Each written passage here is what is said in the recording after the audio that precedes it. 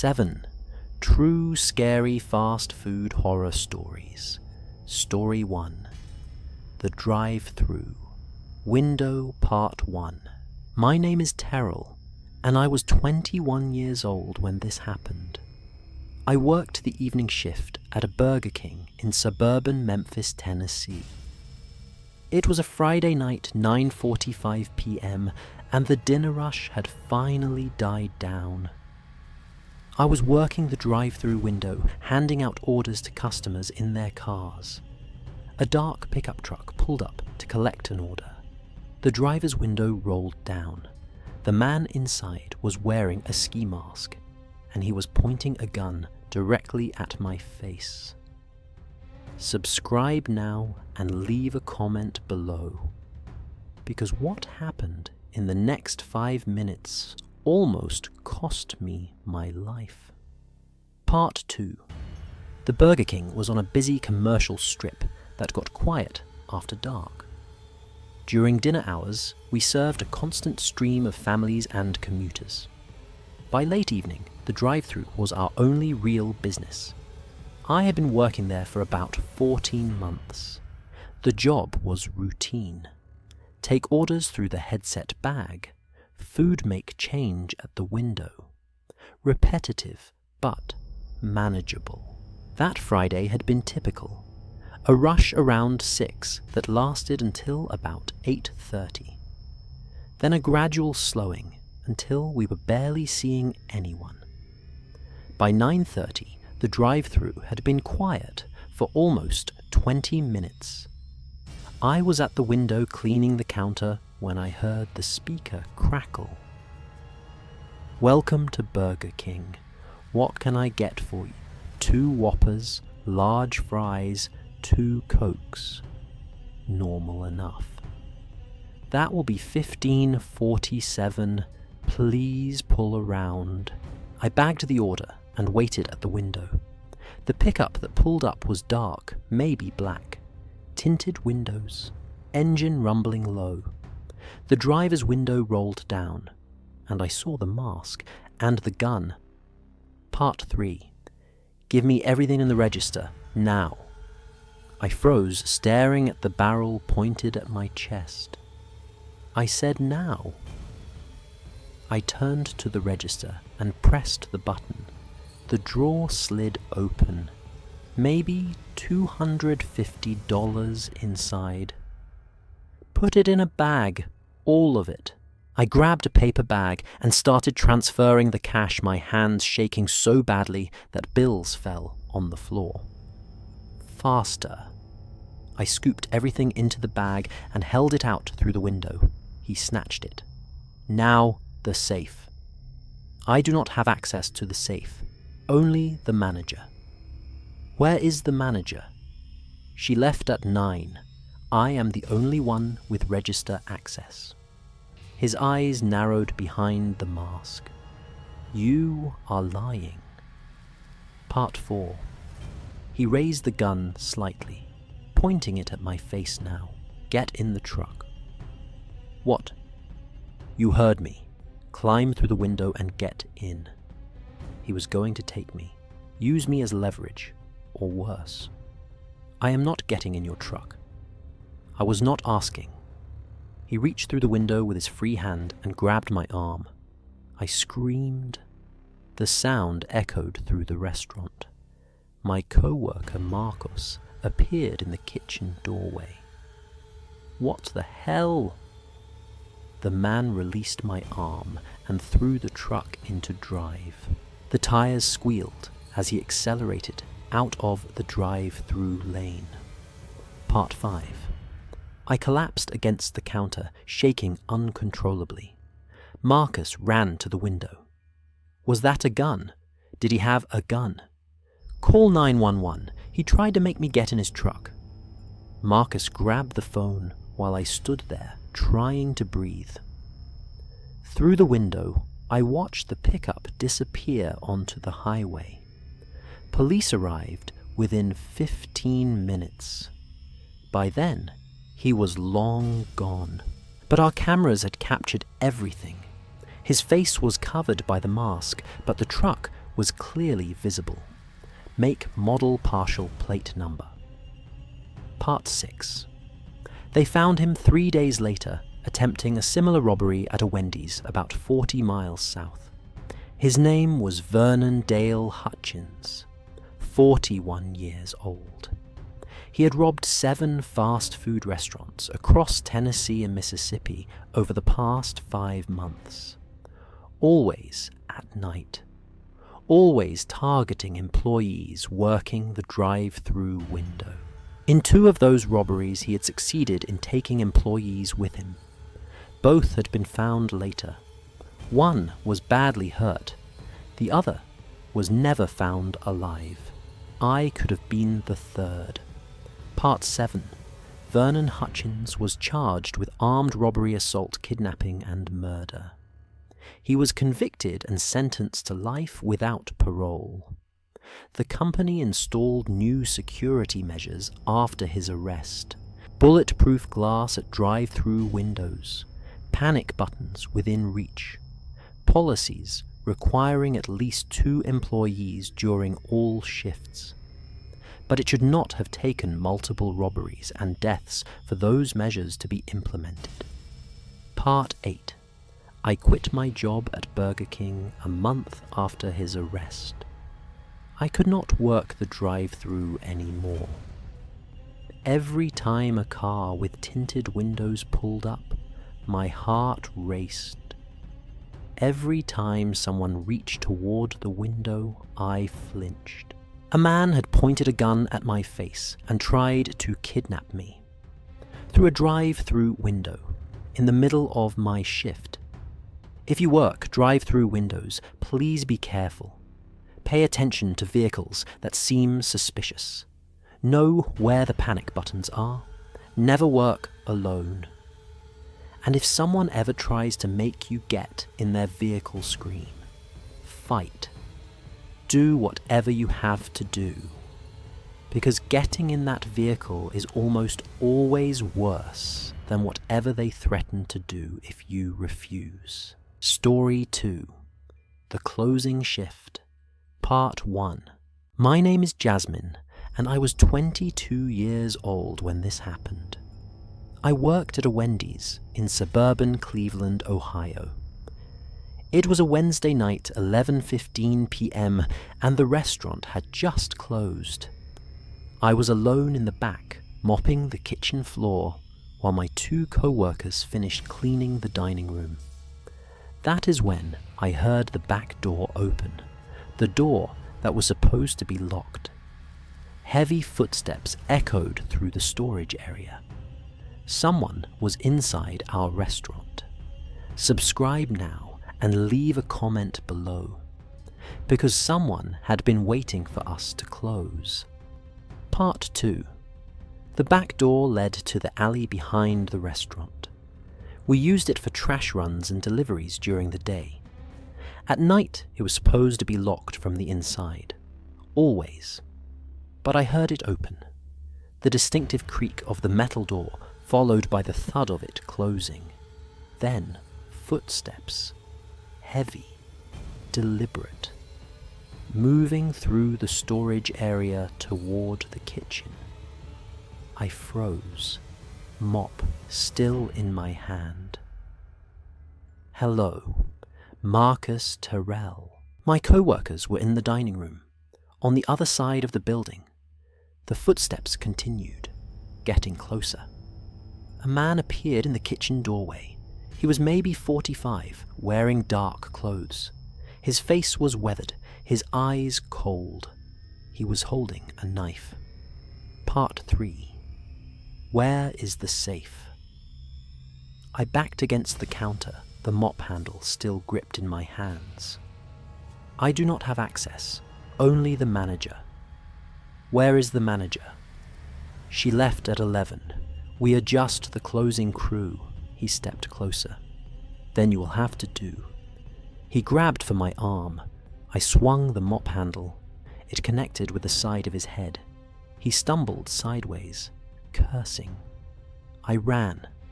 Part 4. I burst through the kitchen doors screaming.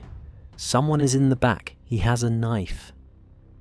Marcus and Terrell looked up from the dining room tables. The man appeared behind me, blood running from his temple where the mop had connected. 3 against 1.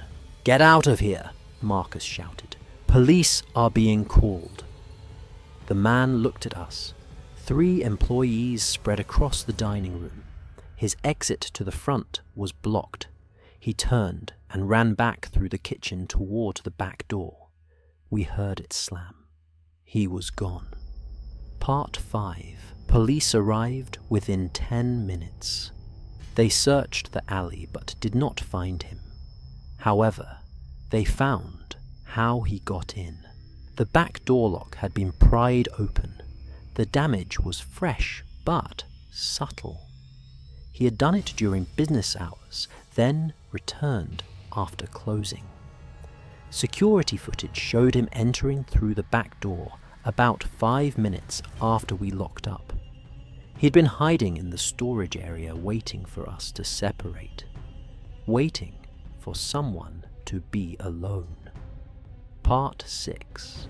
They identified him through fingerprints on the door. His name was Raymond Earl Simmons, 47 years old. He had robbed 4 other restaurants across Ohio using the same method, breaking in after closing, targeting employees who were isolated. In one case, an employee had been badly hurt before co-workers intervened. Raymond Simmons was arrested at his apartment a week later. He was convicted of breaking and entering assault and robbery. He is serving 15 years in state prison. Part 7. I think about that night constantly. The sound of the back door opening, the footsteps in the storage area, his face appearing in the kitchen doorway. For over an hour, a man had been tampering with our door, planning his entry. He knew we would be spread out during closing. He knew someone would eventually be alone. If I had not had the mop in my hands, if I had frozen instead of swinging, if Marcus and Terrell had not been nearby, I do not like to think about what would have happened. Part 8. I do not work closing shifts alone anymore. I check every door before starting closing duties. I stay in sight of my co-workers. I never go to the back of the building without someone knowing where I am. If you work closing shifts at restaurants, please be careful. Check every entrance. Make sure locks have not been tampered with. Work in pairs. Because predators know that closing crews are vulnerable. They break in after you lock up. They hide in storage areas. And they wait for the moment when you are alone. Story 3. The Parking Lot. Part 1. My name is Marcus, and I was 24 years old when this happened. I worked at a Chick-fil-A in suburban Atlanta, Georgia. It was a Thursday evening, 9:30 p.m., and my shift had just ended. I walked out to the employee parking lot behind the building, keys in hand. The lot was small, maybe 10 spaces poorly lit by a single flickering light. My car was parked in the far corner. As I approached it, I noticed a van. A white cargo van with no windows parked directly next to my driver's side door. It had not been there when my shift started. Subscribe now and leave a comment below, because 2 men were waiting inside. Part 2. The employee lot was hidden behind the building, separated from the main road by a row of trees. During the day it felt safe enough. At night, with only one dim light and no visibility from the street, it felt isolated. I had been working at that Chick-fil-A for about 2 years. I knew the parking lot was not great, but I had never felt unsafe. Until that night. The van was positioned so close to my car that I would have to squeeze between the vehicles to get in. Anyone standing in that gap would be completely hidden from view. The engine was idling. Through the tinted windshield, I could see two figures. Neither was moving, just watching. Part 3. I stopped walking about 30 feet from my car. I pulled out my phone. 911, I am in the employee parking lot behind the Chick-fil-A on Peachtree Road. There is a van parked next to my car. 2 people inside, engine running. Can you return to the building? Yes. I started backing toward the employee entrance. The van's side door slid open. A man stepped out. Large, dark clothes. Hey, hold on. We are just waiting for someone. I ran. Part 4. I threw myself through the employee door and slammed it behind me. There is someone in the parking lot. 2 men in a van. My co-workers looked up, startled. The manager grabbed his phone. Everyone stay inside. I am calling police. Through the small window in the door, I could see the van. It was backing out, leaving, but not before the passenger looked directly at me through the window, and smiled. Part 5. Police arrived within 15 minutes. The van was gone, but our security camera had captured the plates. They tracked it to a rental company. The name on the rental was fake, but the credit card led them to the real identities. Carl Douglas Patterson and Vernon Dale Hobbs, both in their late 40s, both with extensive criminal records. When they were caught a week later at another restaurant, police searched the van. Rope, tape, zip ties, a mattress in the back, and photographs.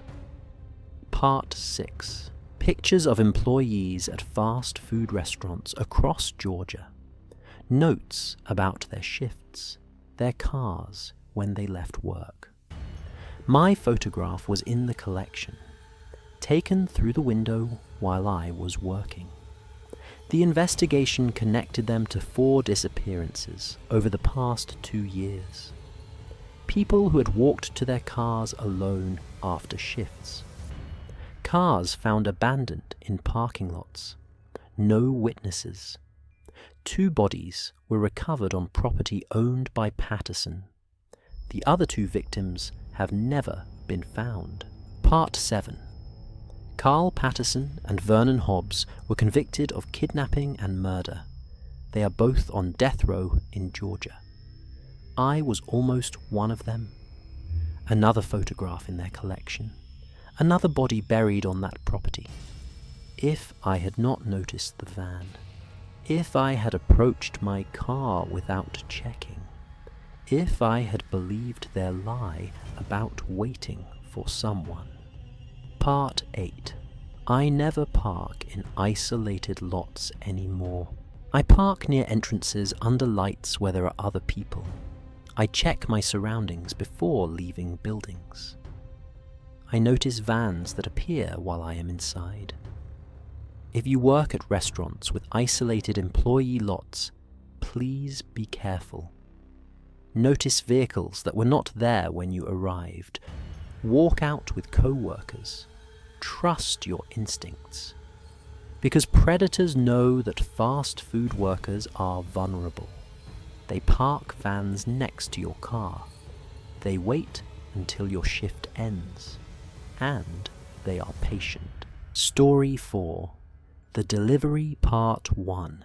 My name is Alia, and I was 23 years old when this happened. I worked as a delivery driver, picking up orders from a Taco Bell in rural Arkansas, about 40 miles outside of Little Rock. It was a Saturday night, 10:15 p.m., and I had just received an order to an address I did not recognize. The GPS led me down a dirt road away from the main highway into complete darkness. The houses disappeared. The streetlights ended. The road stopped at an abandoned trailer with no lights and no cars. But someone had ordered food to this address. Subscribe now and leave a comment below, because someone was waiting for me. Part 2. The delivery gig was supposed to be easy money. Pick up orders, drop them off, collect tips. Simple. Most deliveries were straightforward. Apartments, houses, dorms, normal places. That Saturday I got an order for about $30 worth of tacos and burritos. Good tip included. Address on a road I had never seen.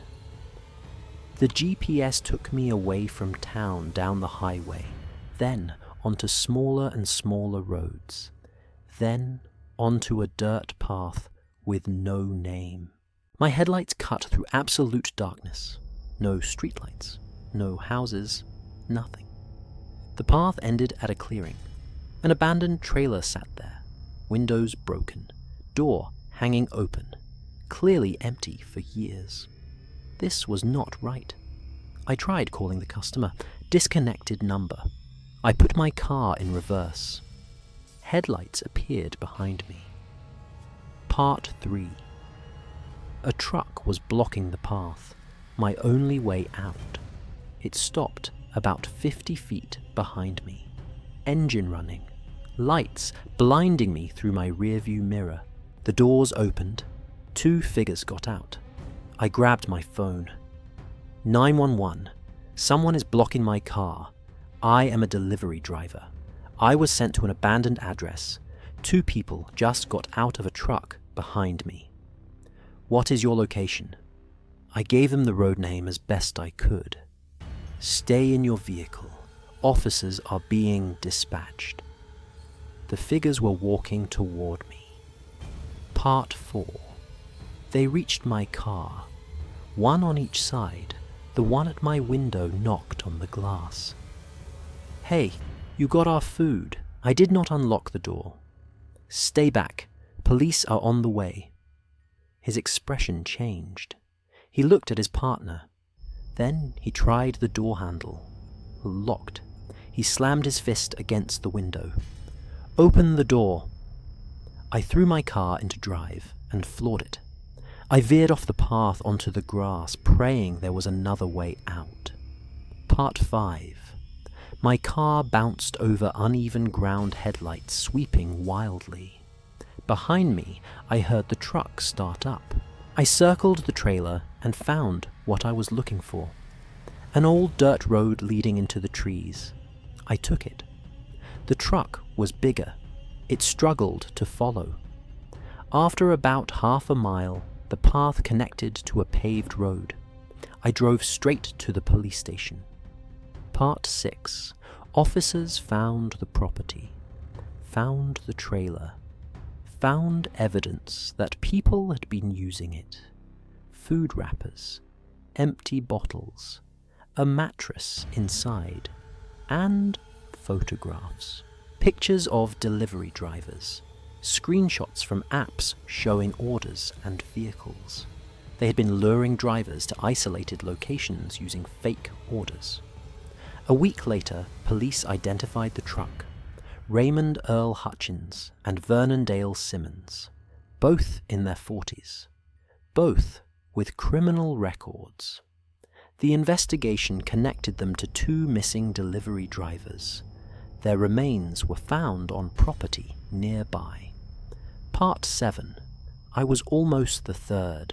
If I had gotten out to deliver the food, if my doors had not been locked, if that dirt road had not existed.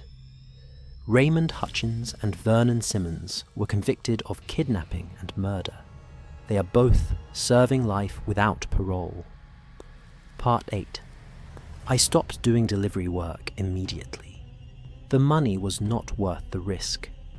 If you work as a delivery driver, please be careful.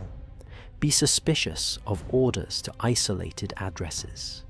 Do not get out if something feels wrong. Trust your instincts. Because predators use technology to find victims, they place fake orders. They choose addresses where no one will hear you. And they wait in the darkness. Story 5, The Bathroom Part 1. My name is Deshawn, and I was 25 years old when this happened. I stopped at a Subway in suburban Phoenix, Arizona to use the restroom during a road trip. It was a Sunday afternoon, around 2:30 p.m., and the restaurant was moderately busy. The men's room had 2 stalls. One was occupied. I could see feet under the door, but the feet were facing the wrong direction, facing the partition wall, and there was a soft clicking sound, like a camera shutter. Subscribe now and leave a comment below, because someone was recording in that bathroom. Part 2. I froze staring at those feet. Work boots, large, pointed at the wall between the stalls. Someone was standing on the toilet, facing the partition, photographing or recording over the top into the adjacent stall, waiting for someone to use the next stall so they could record them. I backed toward the door. I know what you are doing in there. Silence. The clicking stopped. Come out right now, or I am getting the manager. Part 3. The stall door burst open. A man emerged, maybe 50, holding a phone. He tried to push past me toward the exit. I grabbed his arm. You're not going anywhere. We struggled. Another customer walked in and helped restrain him until employees called police. Part 4. Officers found hundreds of recordings on his phone. Men and boys in bathrooms across Arizona, dating back over 2 years. His name was Eugene Walter Patterson, 52 years old.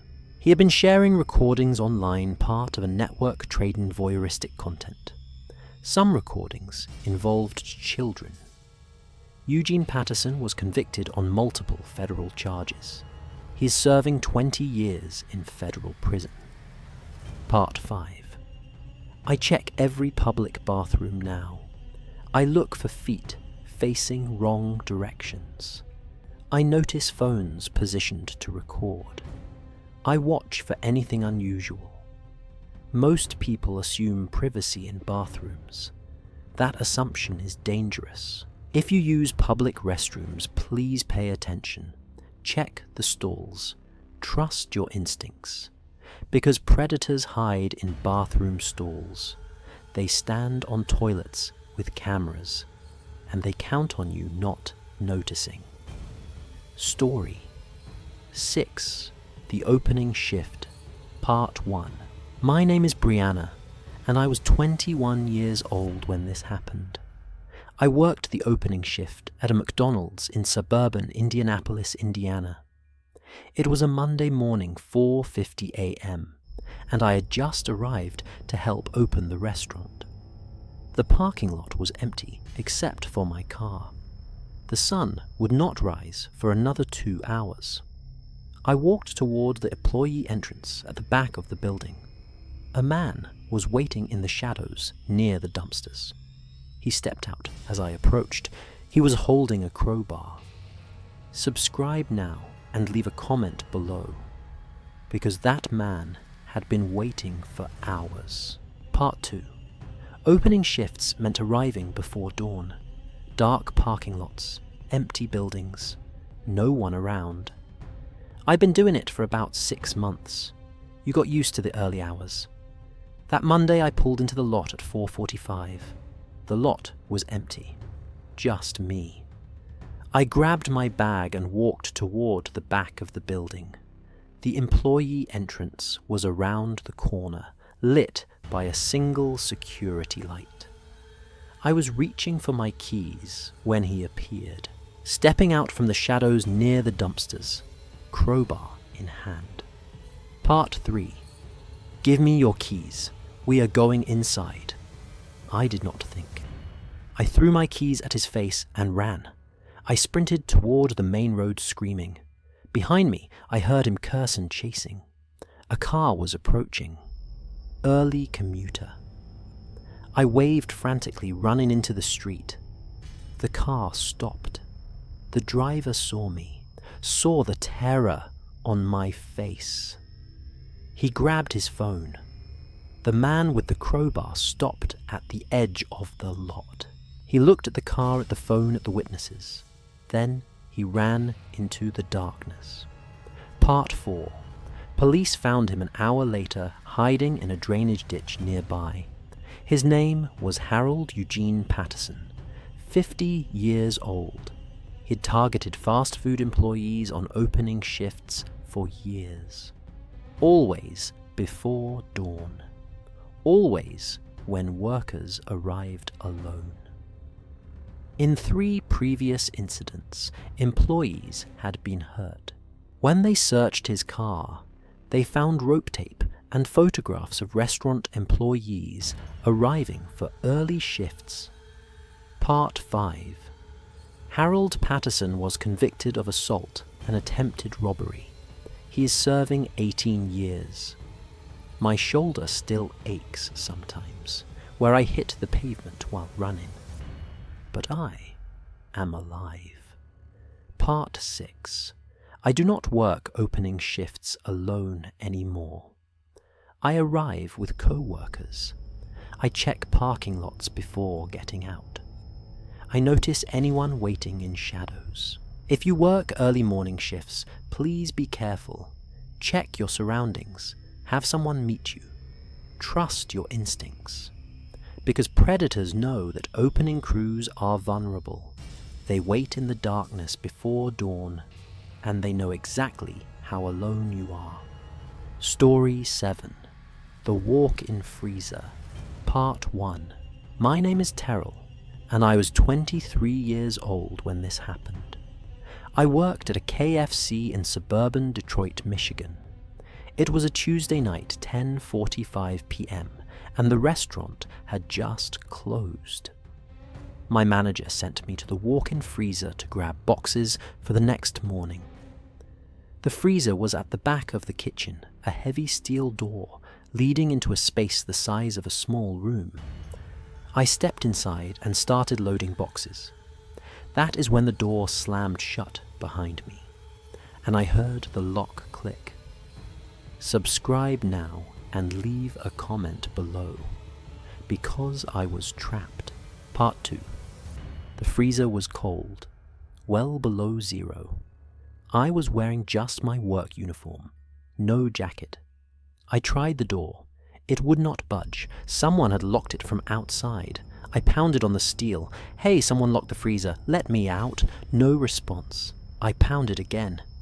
Marcus, Jasmine, the door is locked. Silence. Then footsteps. Someone approaching. A face appeared in the small window. A man I did not recognize. He was smiling. Part 3. Where is the safe? Who are you? Let me out. Tell me where the safe is, and I will let you out. I do not have the combination let me out. His smile faded. Then, we have a problem. He turned and walked away.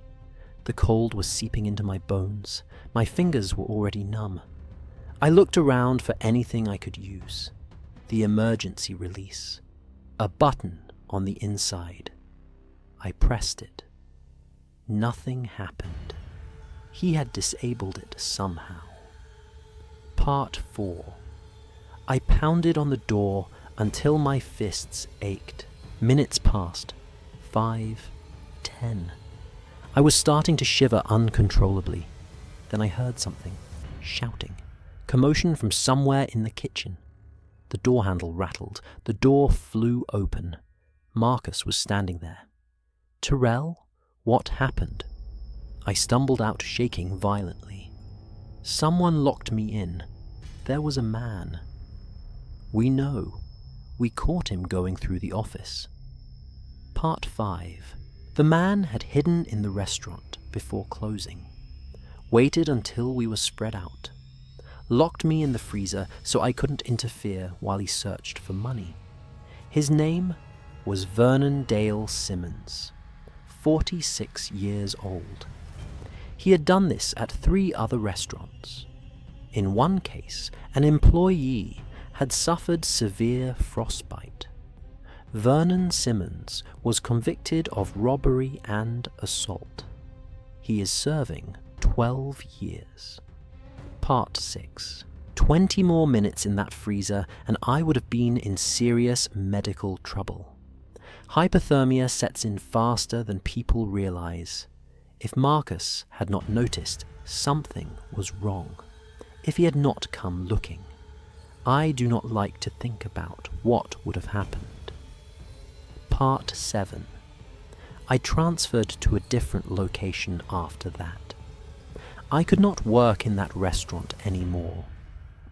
Every time I walked past the freezer, I remembered the cold, the locked door, the face in the window. The company installed new safety measures, emergency releases that cannot be disabled, alarms that trigger if freezer doors close with someone inside. But those changes came after I almost froze to death. Part 8. If you work at restaurants with walk-in freezers, please be careful. Make sure emergency releases work. Check that doors cannot be locked from outside. Never assume you are safe. Because predators find ways to trap you. They lock doors behind you. They disable safety measures. And they use the cold as a weapon. Stay alert. Stay safe. And never let yourself be isolated in a place where no one can hear you. The end. If these stories scared you, leave a comment below and tell me which one was the most terrifying. And remember, the next time you work at or visit a fast food restaurant, pay attention to your surroundings. Be alert at drive-thru windows. Check every door before closing duties. Watch for vans in parking lots. Be suspicious of delivery orders to isolated addresses. Look for anything wrong in restrooms. Check parking lots before approaching buildings in darkness. And make sure you can always get out of freezers. Because predators are everywhere. They point guns through windows. They break in after closing. They wait in vans. They lure drivers down dark roads. They hide in bathroom stalls. They wait before dawn. They lock doors behind you. And they are always watching. Always planning. Always waiting for the moment when you are vulnerable. Stay alert. Stay safe. Trust your instincts, because your instincts could save your life.